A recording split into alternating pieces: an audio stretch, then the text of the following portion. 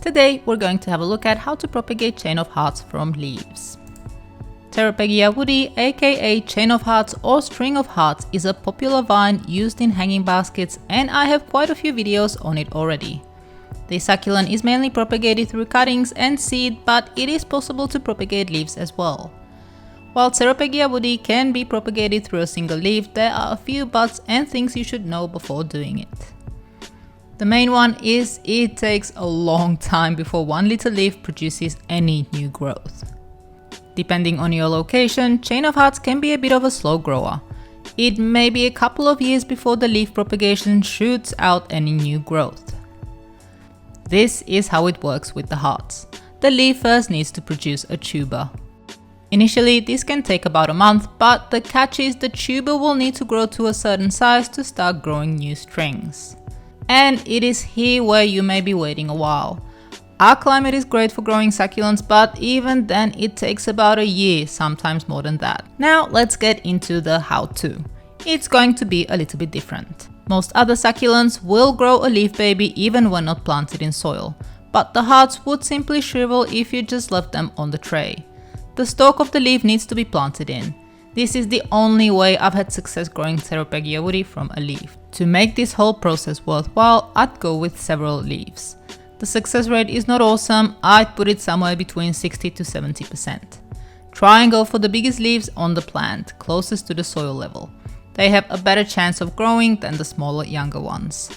When you're pulling the leaves, a tiny wound will be created. To prevent bacteria or fungal disease, it is best to let this wound dry for a day. You can leave them on a clean surface in a shaded spot.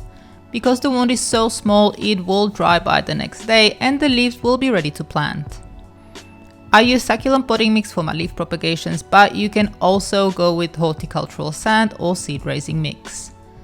Because this process takes a while, it is best to use a shallow pot or a tray or a container. In deeper pots, the loose soil will stay wet for longer and this can rot your leaves. It doesn't have to be anything fancy. A washed meat tray with holes drilled through will do just fine. Your growing vessel will need to have holes, as in my opinion, watering the leaves once every now and again is essential to them staying alive.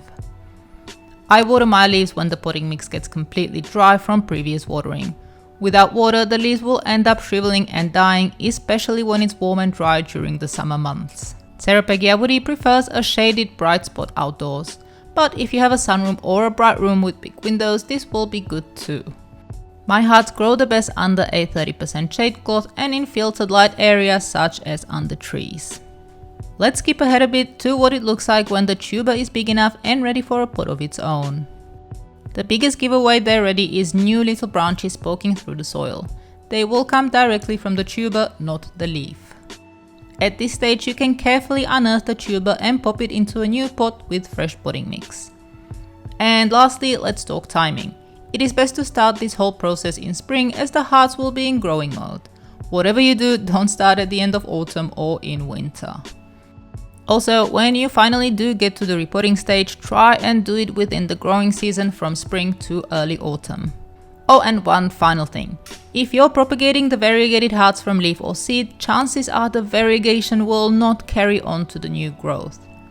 You're much better off to propagate cuttings, as most of the time they will keep on producing variegated new growth.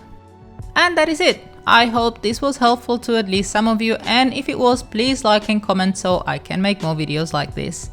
Thank you for watching and I'll see you all next time.